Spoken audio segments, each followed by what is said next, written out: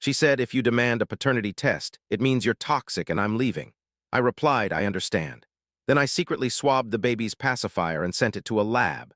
When I handed her the results, which proved the baby was her ex's in the middle of her baby shower, want to know the exact moment I knew my girlfriend was lying to me? It wasn't when she came home late smelling like cologne that wasn't mine. Wasn't when she started password protecting her phone after 3 years of leaving it unlocked. Wasn't even when she got pregnant, a month after I'd been out of town on a work trip for 10 days. It was when she said, if you demand a paternity test, it means you're toxic and I'm leaving. That's when I knew. Because innocent people don't weaponize accusations of toxicity to avoid proving their innocence. Innocent people say, sure, let's do a test, because they have nothing to hide. Guilty people make demands, set ultimatums, threaten to leave. My girlfriend Jessica did all three. Let me back up. Jessica and I had been together 3 years, met through mutual friends at a bar. She was funny, smart, attractive, worked as a social media manager for some startup. I'm in finance, commercial lending. We moved in together after a year, normal relationship stuff, no major red flags until there were. It started 6 months ago. She got a new client. Some influencer guy named Trent. Yes, Trent, that should have been my first clue. Trent was one of those entrepreneur mindset guys, posted shirtless photos with captions about crushing your goals and manifesting abundance. Had 200K followers who thought his generic advice about waking up at 5 a.m. was revolutionary. He hired Jessica's company to manage his brand partnerships. She started working late, really late. Trent needs his content calendar done tonight. Trent wants to discuss strategy over dinner. Trent needs me to attend this event with him for networking.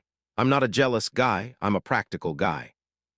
And practically speaking, no client needs their social media manager at 11 p.m. on a Tuesday, but I trusted her, stupid.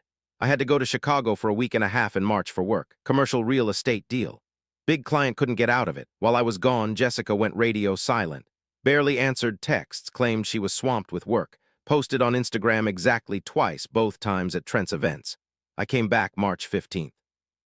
She was different, distant. Started fights about nothing, said I was emotionally unavailable and not prioritizing the relationship, classic projection. Then April 14th, she sat me down, said she had something to tell me. She was pregnant. I did the math immediately. I'd been gone March 5 to 15. If she got pregnant while I was gone, that meant. But I stayed calm. When did this happen? I don't know exactly. Late February, early March. I was gone most of early March, I know, but we had sex February 28th. Remember? I did remember. It was forgettable sex. She'd been on her phone half the time. Okay, I said, so you're about 5 weeks along. The doctor said 5 to 6 weeks. It's hard to pinpoint exactly. 5 to 6 weeks from April 14th that put conception around early to mid-March. I'd been in Chicago March 5, 15. The math didn't work unless she got pregnant February 28th or earlier. And we hadn't had sex in the weeks before that. She'd been too stressed with work, but I didn't say any of that. I said, okay, we'll figure this out. She cried, said she was scared, said she didn't know if she was ready. I held her like an idiot. Over the next few weeks, she decided to keep it. Said she couldn't go through with an abortion, which was fine. Her body, her choice, but I had a choice too. The pregnancy progressed. Morning sickness, cravings, mood swings, all the standard stuff. But things felt off. She was secretive about doctor appointments. You don't need to come to everyone. When I insisted on going to the 12-week ultrasound, she seemed annoyed. At the appointment, the tech asked about the due date. Jessica said December 15th. I did the math. That put conception around mid-March. I'd been in Chicago March 5, 15. We'd had sex February 28th. If conception was mid-March, that was 2 weeks after I left, 2 weeks while I was gone.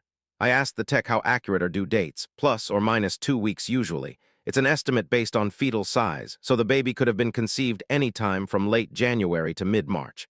That 2-week window, that's what she was banking on.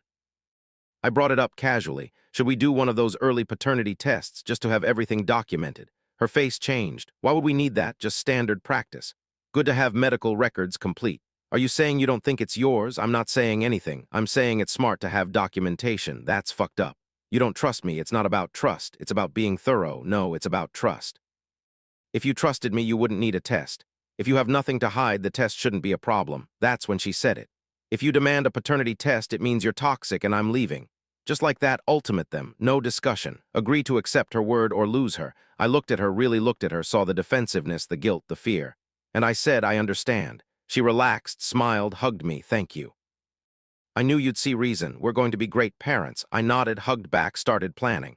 That night I did research. At home, paternity tests completely legal. No permission needed from the mother. Just need baby's DNA and father's DNA. Results in 3 to 5 business days, admissible in court in most states. But I had to wait. Baby wasn't born yet, couldn't test until birth. So I waited, played the supportive boyfriend, went to doctor appointments, held her hand during ultrasounds, painted the nursery, built the crib, all of it. The nursery was painted a soft blue. Jessica picked out bedding with little elephants. I assembled the crib, the changing table, the rocking chair, made it look perfect. Meanwhile, I documented everything. Saved copies of texts where she mentioned Trent. Trent screenshot at her Instagram likes on his posts, built a timeline of her behavior, just in case. Because if I was wrong, if the baby was mine, I needed to know I'd done everything right. Been the good boyfriend, the good father-to-be. And if I was right, if the baby wasn't mine, I needed evidence for why I'd been suspicious. Why I'd felt justified in testing and watched. She stopped mentioning Trent as much, said the contract ended. But I checked his Instagram, she was still liking his posts within minutes of him posting. At 2 am, at 6 am, at noon, all hours. You don't casually follow your ex-client's social media that closely. I watched her scroll through her phone, thumb moving faster when she got to his posts. Watched her smile at things he posted. Watched her type comments, then delete them before posting. Like she knew she shouldn't, but couldn't help herself. 7 months of watching. 7 months of pretending everything was fine. 7 months of building a nursery for a baby that might not be mine. The baby was born December 15th. 7 pounds, 2 ounces, dark hair, brown eyes. I have blue eyes. Jessica has green eyes. Brown eyes are dominant, sure. But the hair caught my attention. My entire family is blonde. Jessica's family is auburn and light brown. This kid had hair so dark it was almost black, like Trent's. But I didn't say anything. I held him, smiled for photos, cut the umbilical cord, did all the dad things and waited for my moment. Hospital gave us a pacifier for the baby, one of those green rubber ones. Baby used it constantly. Day 2, morning, Jessica was showering. Baby was sleeping in the bassinet. Nurse said we'd be discharged that afternoon. I took the pacifier. Swabbed the inside with a sterile Q-tip from the paternity test kit I'd bought online weeks earlier. Ordered it to my office, arrived discreetly, stored in my desk drawer. Stored the swab in the provided container. Also swabbed my own cheek. Then I washed the pacifier, gave it back to the baby. Before discharge, the nurse brought birth certificate paperwork. Jessica was holding the baby, exhausted but happy. We need both parents to sign, the nurse said. Can we take it home and bring it back? I asked. Want to make sure all the info is perfect. Nurse frowned. Usually we do it before discharge, but you have 5 days to submit it. Perfect. We'll bring it back tomorrow. We were discharged at 3 p.m. I told Jessica I'd go get the car. Instead, I went to the hospital parking lot, found a FedEx drop box 2 blocks away, mailed the kit overnight. We didn't file the birth certificate. I kept making excuses. Let's wait until you're feeling better. Want to make sure the name is right? I'll drop it off this week. Week turned into 2 weeks. Jessica mentioned it once. Did you ever file the birth certificate? I'll handle it this week. Don't worry about it. She was too overwhelmed with the baby to push, and I kept delaying. By the time the test results came back, it still wasn't filed. No legal obligation, no paternity established, clean slate. Results came in 5 business days. I had them sent to my work address. December 27th, I opened the envelope in my office. Probability of paternity, 0% excluded. I wasn't the father. I stared at that paper for 20 minutes, let it sink in. Then I started planning. Jessica had already started planning a baby shower. Late, I know. Usually you do it before the baby's born, but she'd been too stressed to plan it earlier, so her mom was throwing one now. More of a welcome baby party. January 5th, 1 week away. Those 1 week I played the perfect boyfriend. Supportive, attentive, helpful. Jessica's mom asked me to help finalize the guest list. I made sure everyone important was confirmed. Both families, all her friends, all my friends, her coworkers, my coworkers, the bigger the audience, the better. She asked if I wanted to help pick decorations. Whatever you think is best, I said. She went with classic baby blue, balloons, banners, table centerpieces with little teddy bears. Her mom had rented a venue, country club event space, nice place, expensive. She was really going all out. Guest count 60 people confirmed. Maybe more with plus ones. Registry at Target and Amazon, gifts rolling in daily. Jessica would squeal every time a package arrived. Look, someone got us the diaper genie, us, always us. Like I was going to be changing diapers, I smiled, nodded, helped her organize the nursery, and I planned. The thank you cards were my idea. We should have nice ones printed, I told Jessica. Something people can keep. That's sweet, she said. But I'm so overwhelmed. Can you handle it? Of course. Perfect. I told Jessica I'd take care of printing the thank you cards for the shower. She was grateful, said she was too overwhelmed with breastfeeding and sleep deprivation. I designed the cards myself. Simple, elegant. Front said, "Thank you for celebrating with us." Inside was blank. I told her we'd handwrite personal notes after the party, but I printed an extra batch. Different inside text. The morning of January 5th, Jessica was excited. Hair done, makeup perfect. New dress that probably cost $300. She looked happy. I felt nothing. We got to the venue, a country club event space Jessica's mom had booked, decorated with blue balloons. It's a boy banners, photos of the baby everywhere. People arrived. Gifts piled up. Everyone cooing over the baby. Jessica's mom making speeches about becoming a grandmother. My mom holding the baby, crying with joy. I watched it all. Waiting. The party had a schedule. Noon, arrival and mingling, 1 p.m. lunch, 2 p.m., 3 p.m. gift opening, 4 p.m. cake and departure. At 2:45 p.m. during the games, I excused myself, went to my car, got the envelope, the paternity test results and the stack of special thank you cards I'd printed, came back inside. At 3 p.m., Jessica's mom announced gift opening. Jessica sat in the designated chair, baby in a bassinet next to her. Everyone gathered around. She opened gifts, blankets, clothes, toys, standard baby shower stuff, everyone clapping, taking photos. I waited until she was almost done. Then I stood up. Before we finished, I said, "I have something." Jessica looked at me, smiled. "Oh, babe, you didn't have to get me anything else." I didn't. "This is just something we need to share with everyone." Her smile faltered. "What?" I pulled out the envelope. When the baby was born, I did what any responsible father would do. I made sure all the medical documentation was complete and accurate. Her face went white, so I had a paternity test done. The room went silent. Jessica stood up. "What are you talking about?" "I'm talking about this." I pulled out the results, held them up. DNA paternity test. Lab received December 18th. Results received December 27th. "You did a paternity test without telling me." "I did. Want to know what it says?" "This is insane. You're embarrassing me in front of everyone." "I'm embarrassing you. That's interesting." I looked around the room. Everyone here came to celebrate the birth of our son. "My son, except there's a problem." I held up the paper. "He's not my son." Gasps. Literal gasps from the crowd.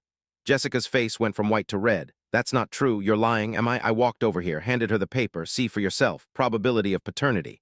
0% excluded, not the father." She stared at it, handshaking. Her mom rushed over. "What is this? What's going on? Your daughter cheated on me, got pregnant with someone else's baby, and has been letting me think it's mine for 7 months." Jessica started crying. "This isn't real.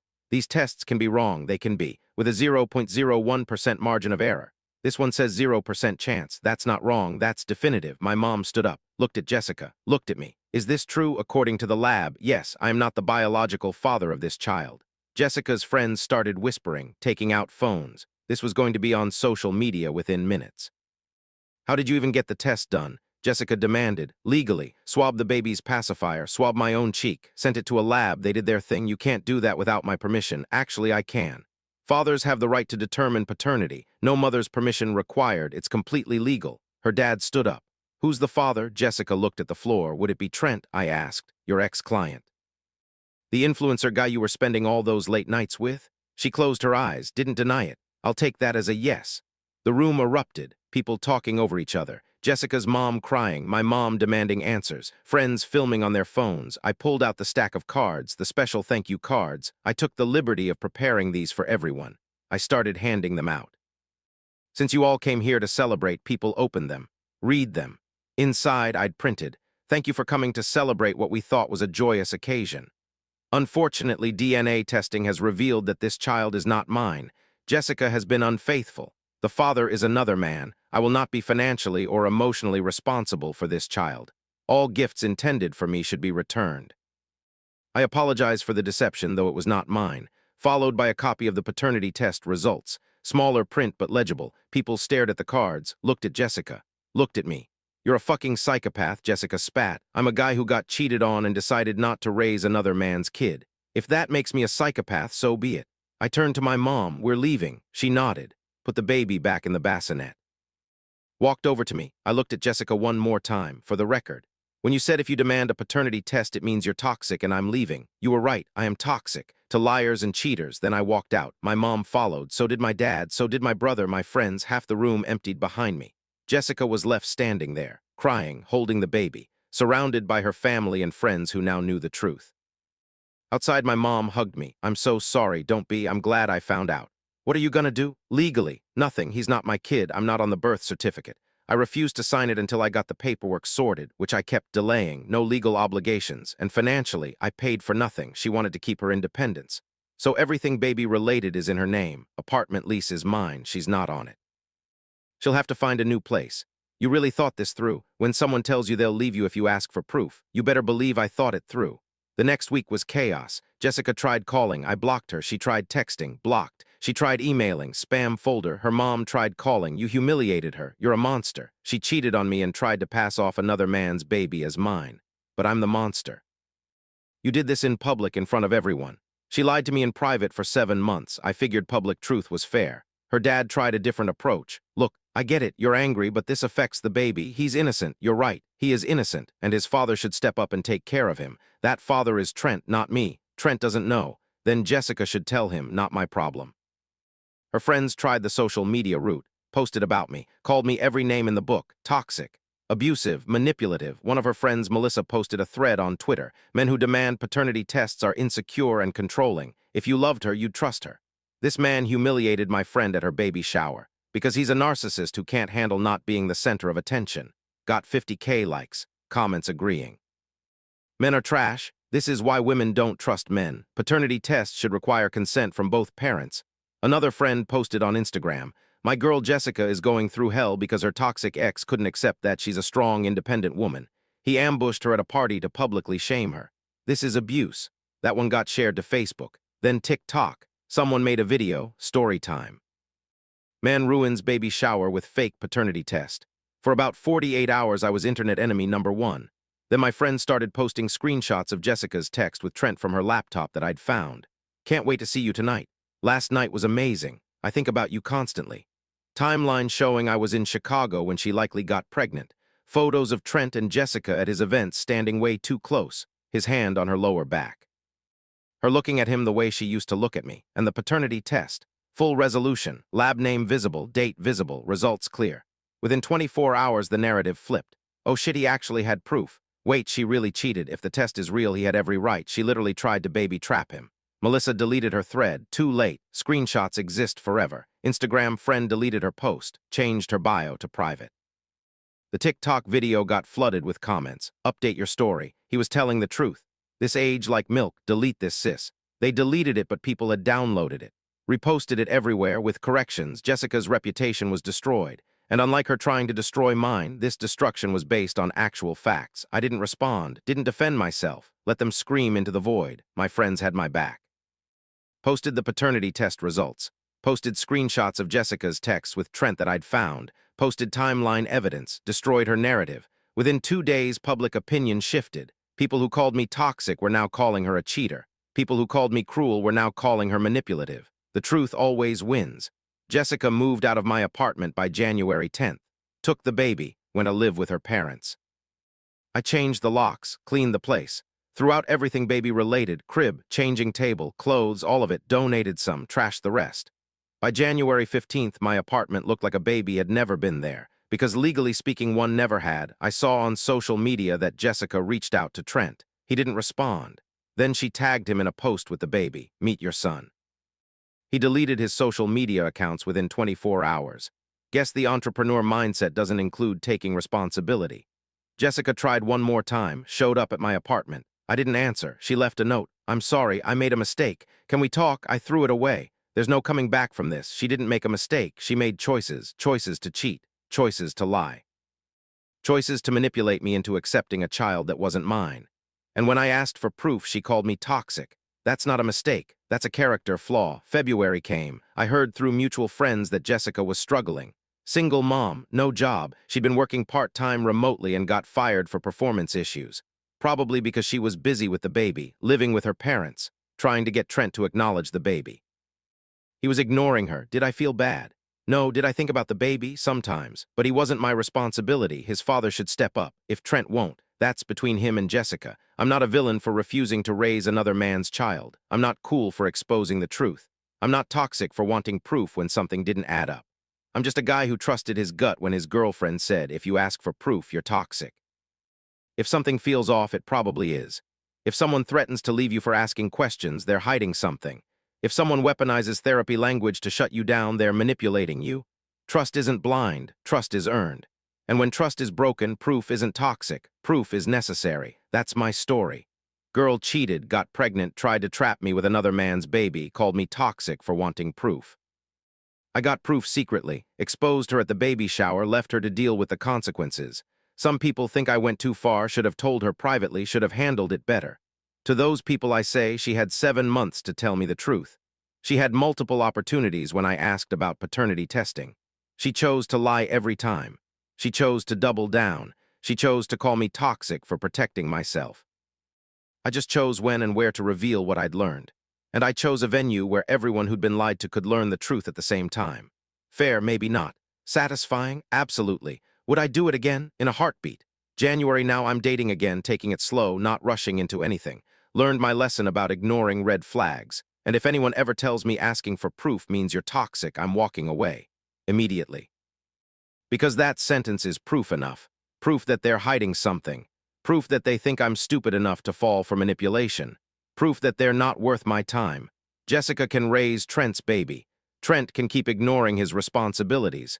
Her friends can keep posting about how terrible I am. I'll be over here. Living my life, free from lies, free from manipulation, free from raising someone else's kid and sleeping just fine at night.